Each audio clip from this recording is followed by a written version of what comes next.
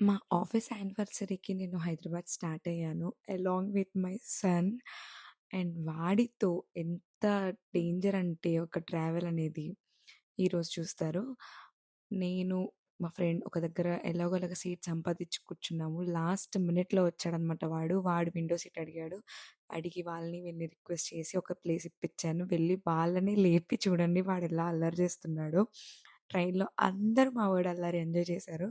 నాకైతే చుక్కలు చూపించాడు. ఇక్కడ కనిపిస్తున్న ఇద్దరు బ్రదర్స్ వాడికి లక్కీగా దొరికారు. నిజంగా నాకు లక్కీ అని చెప్పాలి. త్రూ ఔట్ ద జర్నీ వాళ్ళిద్దరు వాడిని టేక్ కేర్ చేశారు. వాడితో ఆడుకున్నాడు. నాకు కొంచెం అల్లరి చేస్తున్నాడనిపించి ఒక కర్చీఫ్ ఉంటే దాన్ని నేను ఒక బాల్‌గా చేసిస్తే వాళ్ళందరితో ఆట ఆడాడు వాడు. పాపం వాడిని వాష్‌రూమ్‌కి కూడా వాళ్ళే తీసుకొనెళ్లారనమాట. నిజంగా మనుషులు మానవత్వం ఉందండి ఇంకా మనుషుల్లో. ఇలాంటి టైమ్స్‌లోనే బయటపడతది. నాకు జర్నీ అంతా భయమేస్తా ఉండింది. వాడు చాలా అల్లరి చేశాడు అయినా కూడా. అందరూ కొంచెం భరించారనమాట. నాకు ఈ పక్కన సీట్‌లో ఈ సిస్టర్ అనేది ఒక సిస్టర్ పరిచయమయ్యారు. షీ ఈస్ పూజిత. చాలా మంచి పర్సన్. చాలా బాగా మాట్లాడారు. చాలా షేర్ చేసుకున్నాం ఇద్దరం. నా స్టోరీ చెప్తే పాపం అని చెప్పి చాలా బాధపడ్డారు.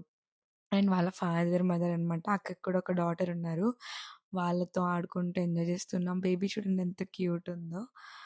పాపం అందరూ భరించారు వాడి అల్లరిని. చూడండి దిగే వరకు కూడా అల్లరి చేస్తున్నాడు. అందరూ కూడా వాడి అల్లరిని ఎంజాయ్ చేశారు. భోగి మొత్తం అల్లరి చేసేసాడు. ఇక్కడ కూడా ఒక బ్రదర్ హెల్ప్ చేశాడనమాట మాకు.